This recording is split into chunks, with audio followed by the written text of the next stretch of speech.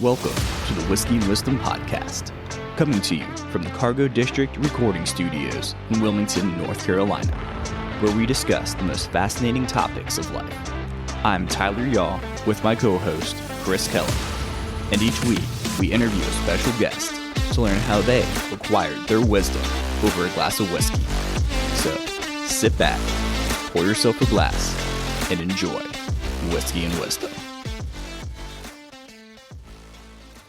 Welcome back to another episode of The Last Shot, the mini-series where the whiskey sets in and the host and guests get a little silly. In this episode of The Last Shot, we talk about why the white picket fence may not be the dream, and how ADHD can be a superpower if harnessed the right way. I hope you enjoy another episode of The Last Shot. I thought a white picket fence was real cool, but it's only cool in the middle of nowhere. Like, Yes. a white picket fence in the middle of a neighborhood looks real weird. It does. So, like, I was talking to my friend You're the other getting day. real literal with this. Oh, yeah. If we're going to get really literal, I always thought white stuff was nice too until you have kids and then it's dirty all the time. Yeah. I Yes. can't even keep my own white shirts clean. Hey, if I go to Chick-fil-A, Polynesian sauce tries to find the fastest way to my stomach, and it's not backwards into my mouth, down my throat. It's like just straight to my shirt. No matter misses what. his mouth. It always misses my mouth. White shirts are a no-go for you. Yeah, white shirts are definitely no-go. Well, I just meant in general, like separation from your community. Oh, Like, if you yeah. have a white picket Oh. fence. Yeah, what does that everyone's say? separated. Yeah. But like you have your backyard, so that's like you still got a fence. But I Yeah. feel like you I have like that that. open fence up front. You're growing, and you're meeting your neighbors, and That's your cool. kids are growing, and you're building a community. I like Yeah. that. Sorry, Yeah, I've that's never. hard.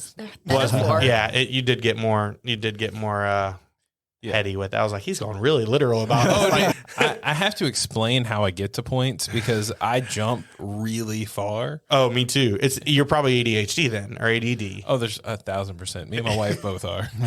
She'll like track what she'll like. Well, I'll start bringing up a conversation that we were talking about 3 days ago seamlessly as if we were just talking about it.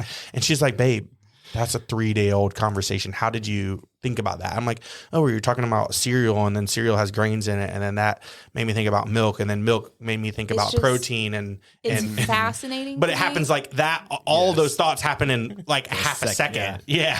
It is fascinating. Yes. Like we could, I'm sure, do a whole podcast on ADHD, but I've never Oh, for sure. been around someone really that had ADHD, and then I married someone with it, and I'm like, oh my gosh, this is- Superpower. It is a superpower, and I want to reframe, like, not to get totally off topic, but like I want to reframe that because everybody look, man, they wanted to put me in disability classes when I was in school. Mm-hmm. But, then when I took the SAT in high school and I was not the best student, I got a 1680 out of 1800, but they wanted to put me in disability classes.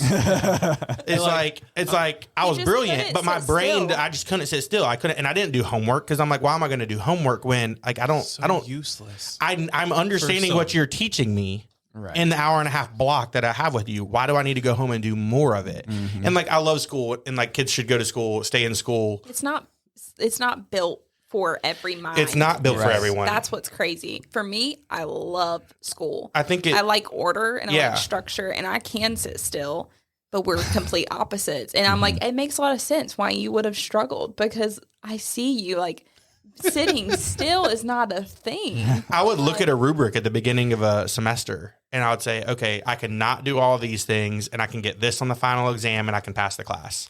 See, That's I what would used to literally do the too. math in my head the day of the rubric being given Same. to us, and being like, okay, cool. So I'm not doing any homework because it's only worth 20%. I need a 70 to pass.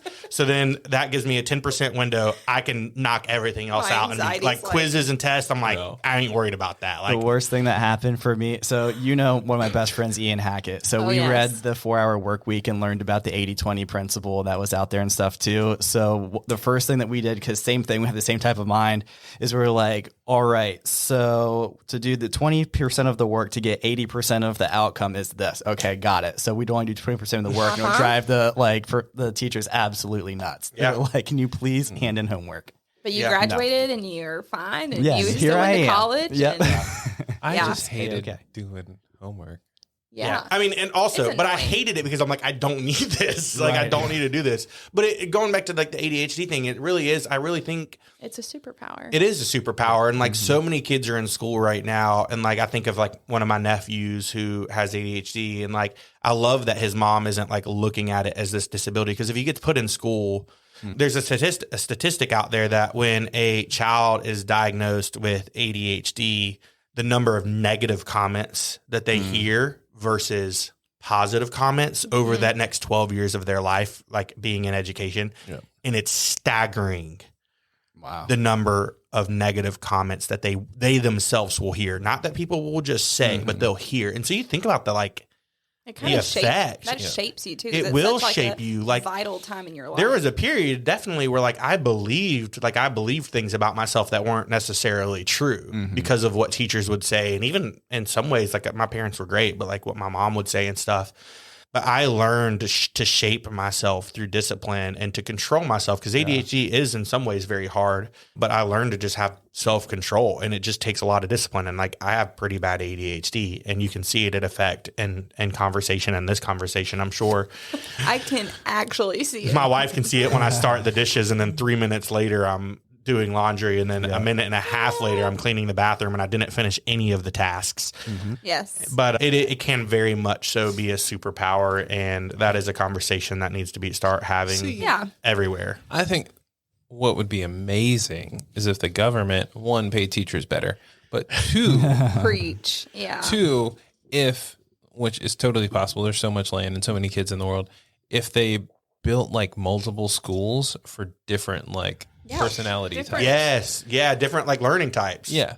North Is this good, Carolina. Tyler? Yeah. So please. like I feel like you can't really do it because you got too many kids in one classroom because we Yeah. don't have enough teachers. You got like a 30-to-1 ratio. Yeah. How is a teacher, they can't expect, it's not their fault. No. Yeah, it's so true. I hope you enjoyed the latest episode of The Last Shot. If you thought this snippet was interesting or entertaining, please consider subscribing to the Whiskey and Wisdom podcast or listen to the full episode with Ben and Cassidy Royall.